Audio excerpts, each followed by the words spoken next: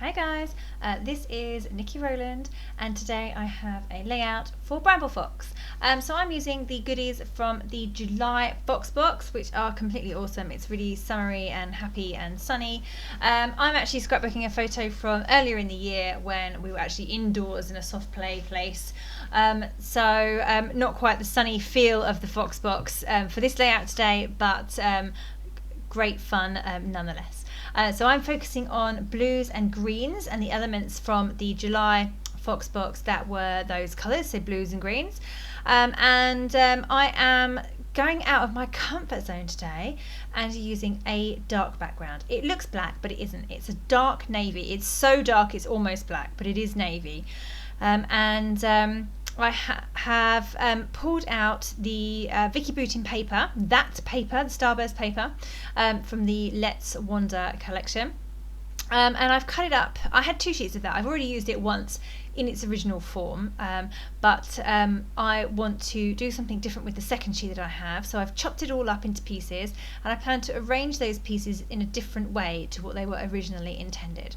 So I'm kind of creating a wonky starburst or a angled starburst. I don't know how you would describe it, but a different style of starburst to what the original paper was intended. So I am cutting out all of those pieces and keeping them in their original formation from that page, and now I am going through the rest of my stash to pull out anything else that might work in the same kind of colour scheme. So again, I'm looking for blues and greens.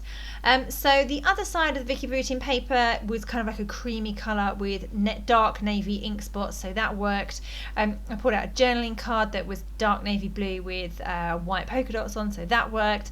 I've also pulled out a paper that was, I think it's a paper, yeah it was, a stamp market paper that was dark navy blue with kind of white leaves and things on, so that worked too.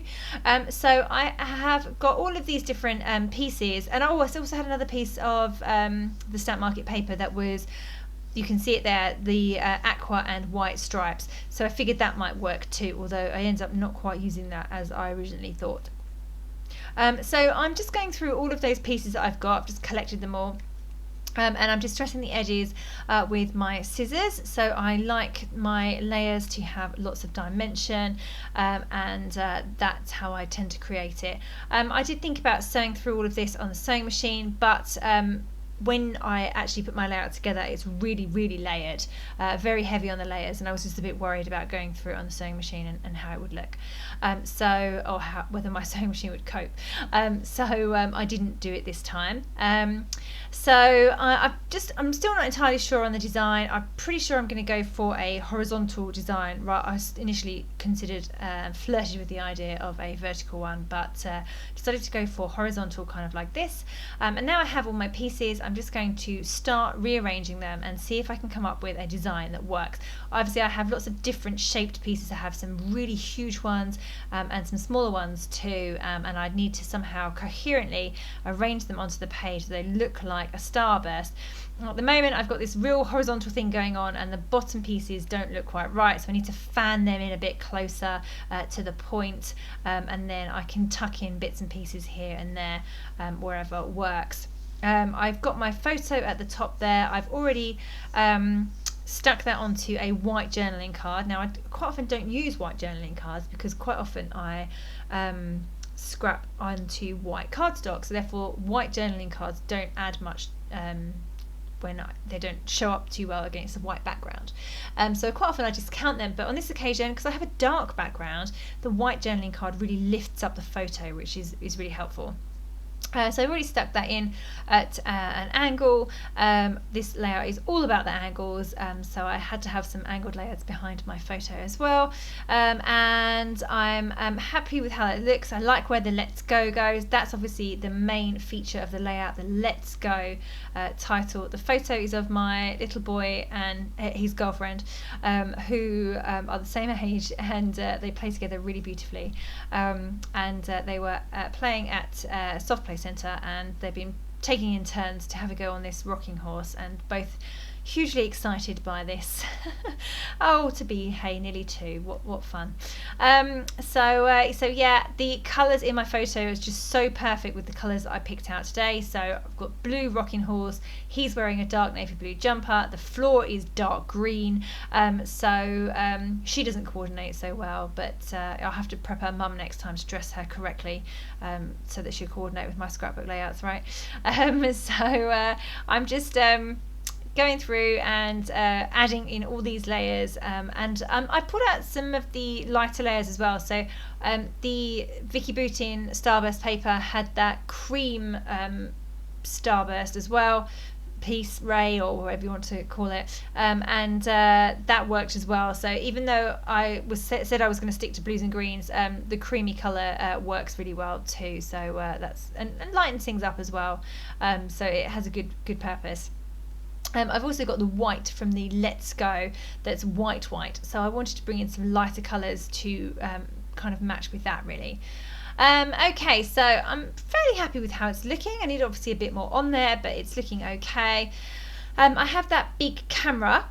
So that's a piece from Vicki Boutin Let's Wander ephemera. Now, Vicki's ephemera can be quite big, and sometimes I therefore struggle to use it, normally because I have so much on my layouts that I don't have much space to put large pieces of ephemera.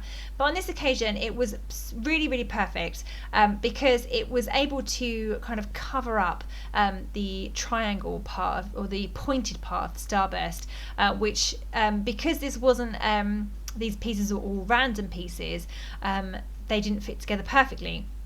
So I needed something to kind of cover up that point, and hide it a bit, so and take away from the fact that it's not exactly perfect and symmetrical. That works really well. I've put 2 label stickers there, and the big camera too, and that absolutely draws the attention away from that non-perfect point. So yeah, perfect. I'm now just getting the perspective stuck in place, so the Let's Go perspective. It's in 2 pieces. I suppose you could use them separately, but I don't think you ever would. I think they would always go together, but they are 2 separate pieces, so they need to be stuck separately. So I've just applied some glossy accents to my Let's Go title and got that stuck in place. I know exactly where I want it to go, and I'm going to just commit and stick it in place. So now I'm going through some more Vicki Boutin ephemera and other ephemera as well to see if I can pull out anything else that will work. I knew I had lots of green leaves, so I wondered if I could get those in somehow, even though this is not a floral layout by any stretch. I figured that some leaves might work, and I pulled them out to have a look, but actually they're a bit big, and I can't kind of tuck them.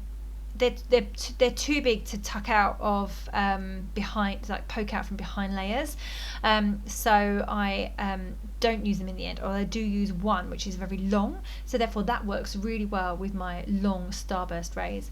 So I'm just bringing in another colour. I just felt that it needed a bit more of a lift, so it needed something a little bit lighter, so I've brought in like a mustard colour, and I've stuck a piece behind my photo, so it gives me an extra layer behind my photo and balances that out a little bit better, and I've cut a small piece, very narrow, I've just put in there of the same colour, and I've created a new starburst ray from that colour as well. It's very small and subtle, but it just lifts it a little bit and gives an extra splash of colour, which works well. That colour is also present in these Vicki Boutin leaves that I'm just sticking in place now. So again, that kind of tied it all in, and it gave me a good, put it in a good spread across the layout. So I've got a bit at the top, bit in the middle, and a bit towards the bottom. So it was nicely spread out that way.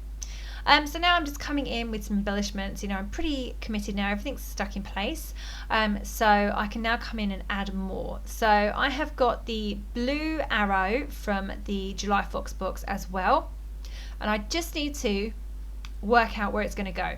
Now normally I would have arrows pointing at my photo, but on this occasion the whole feel of it is that the starburst is shooting away from the middle part, from the Let's Go section. So therefore, having the arrow pointing towards my photo would go against the direction of the layout. So I'm not going to do that. So therefore I have to kind of figure out where it best sits. So it's just sitting there floating at the moment, but it will get moved at some point when I commit to actually sticking it in place.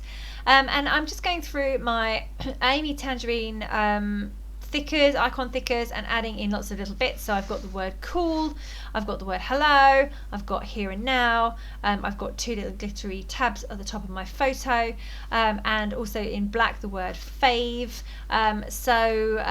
Yeah, lots of things there, lots of relevant words and labels there.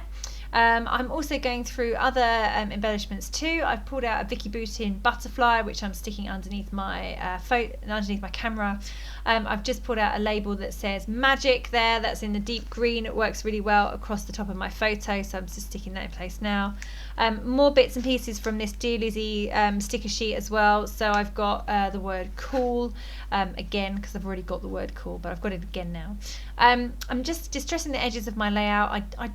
I like my layouts to have borders, and I'm trying to move away from always having a white background and a coloured border, because whilst that still works sometimes, there was a point where every layout I made was in that format. So I'm just trying to move away from doing that all the time. I do still do it, but looking at my wall of layouts right now, I can actually, there's 30 layouts up, and I can actually only see 1, 2, 3, 4 layouts in that format out of 30. So that's good going. I'm doing well. Okay, so I've just added a few more bits. I have distressed the edges of my layout. I've added in the blue sunglasses from the July Fox box as well, because they work really nicely in the same colours.